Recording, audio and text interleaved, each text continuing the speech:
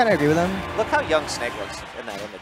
Like, a dude that smokes that much should not have that few facial wrinkles. This dude is like 21 years old. He's like created by the military though to be like the best there ever was and will be, right? Like that's his whole thing. I mean, that's his whole shtick. That's true, but it doesn't make you not age. Have you ever been built by the military to be the best secret agent of all time? Well, you have no right to say that. You're absolutely right. Yeah. Rambo was, and then He was RoboCop. Captain America was. Yeah. Oh, Captain America's a big one. Yeah. He was super skinny. For a while, I actually thought, who plays Captain America? Is that, what's Chris his name? Evans. Chris, okay, yeah. I thought for a while that Chris Evans was just the skinny dude and that he got that buff to be in the movie. Like, I thought that he was like that skinny. Nah, dude. So in order to date Ramona Flowers, Scott Pilgrim had to fight Captain America, and he had to fight Captain Marvel. Oh, at the same time? No, separately. Okay. At the same time, it would be his it'd ex be was impossible. Captain Marvel. It's crazy. On to game 1, Bushi versus SNooFL. Like I said before, matchup, I don't know, relatively 50-50. Fox can get on Snake relatively fast because of how fast he is, but Bushi's traps are always so good, and actually getting into like to this man's like presence whatsoever is rather difficult. So Bushi's been holding grenade because this stage, getting Gentleman's 2, feels bad for Fox. Like, Fox is running away thinking like, oh, you can laser, you know, be just kind of space. Bushi's holding grenade long enough to make sure it explodes right when it gets to Snoof, and Snoof's not reflecting. Yeah. Snoof's not like getting closer, reflector it back to him, which is like to beat a Snake that's getting the grenade wall up, you have to do that. Use your utility. I mean, look at this percent, 81. I feel like Snoof has just hit him with lasers. Like, here we go. This is his first like physical contact. Right, yeah, actually. And it really is that hard for sometimes for Snake to get in, especially because of how patient of a player Bushi actually is, just in general. Even getting close to him, Snake's got so many get-off-me options that it doesn't matter. I wonder, I'm not sure if the Nikita hit on the explosion before up tilt. I feel like Fox wouldn't have died. Maybe, actually. Fox is the 5th lightest character in the game. Yeah, Which is he's wild. got metal feet. That's all. Yeah. The metal feet drag him down, but like his spirits keep him up. You figure for people who have fought against Fox over the course of history, their spirits would keep them down after what they've had to deal with. Wait a minute. There was a moment of rejoice in the community when they're like, hey, Fox is a bad character. Have you seen his illusion? It sucks. Yeah, He's got to be a bad character. Lied to. Yeah, no, we were fibbed. Everyone who lied to me for that, I hate you. Sakurai? It's a nasty hatred. If you're out there, Sakurai, you really disappointed us all. For the last time. Oh, that was such a good Nikita placement. And now Snoof. Ooh, mate. Oh, okay. I think Bushi wanted to run off Dare, and he hopped, and immediately upon hopping was like, whoops. Oh, but good job reading the roll when he goes for that down throw. That up tilt down throw thing, Bushi has been doing that ever since Ultimate came out, and ever since he's been playing Snake. And it's such a good kill confirm at high percents. As long as you, especially like near the stage, you have so little options to actually get out of that. It's an incredible move.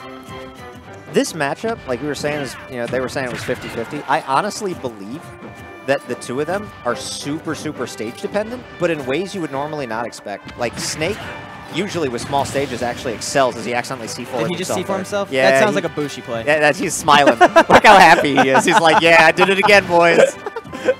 He just hit us with the "we'll be right back." Now he does that from time to time, but. So normally Snake actually, even though he's a projectile character, he's really good at controlling a smaller amount of space with his projectiles. It's almost like contradictory to every other projectile character in Smash's history. But against Fox, Fox has to get in. You have no choice. So this huge stage, Bushi's just been kind of running away, plant C4, run away, grenade, grenade. There we go, illusion in. That's what you have to do. Almost got him with that C4 there for a second. For the most part, yeah, I think Bushi's been doing a relatively good job at doing exactly what you said. Running away and spacing, and that sort of does take away a lot of Fox's game plan. A lot of what we see from SNooFL, especially lately, is that nair into up smash confirm, but he hasn't had a whole lot of opportunities to actually find Snake. Snake having 4 hits on his down air makes it so much better than it should be. I never understood why the 4th hit was there. Most of those types of moves only have 3. Up. Let's go. Oh, goodbye. Hey, remember that when that move killed at 250 in Brawl? That seems like such a long time ago. In Brawl, this man had a down smash where he just planted another bomb. Yeah, well, that move used to be a no joke. longer exists. We're in Ultimate now, man. Yeah, it's Get with the times. Now Nikita blows things up at 60, depending on your character. And it just goes forever. It just doesn't stop. I've actually, they were also having a conversation earlier. What is more busted, Fox Nair or Nikita? And Fox Nair. I think the general consensus was... the one that's a neutral utility. Yeah, exactly. Common misconception is that edgeguard utilities that are strong are automatically broken. Why were you out there? Is always the question. Like, if you think that this is a problem, don't be there. Don't let yourself be put there. Although Fox's Nair in this matchup hasn't done a whole lot because Bushi's he's been running away again. Town is no longer a tiny stage. Yeah, no. There's a lot of surface areas. They can't get in. Which is why why do you think he picked this stage? Comfortable pick. Comfort pick. There we go. That's the word. Just comfort. No more extra syllables. Right.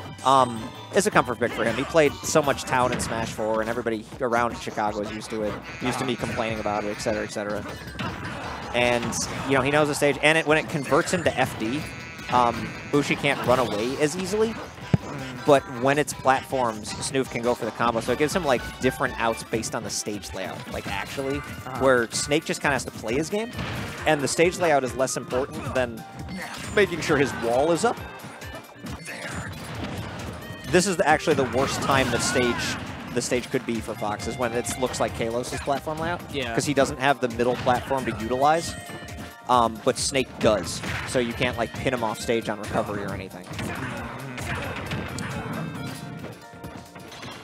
And, like, right there, using platform to recover, he didn't have to go low. Snoof would have kind of been waiting for him if he had.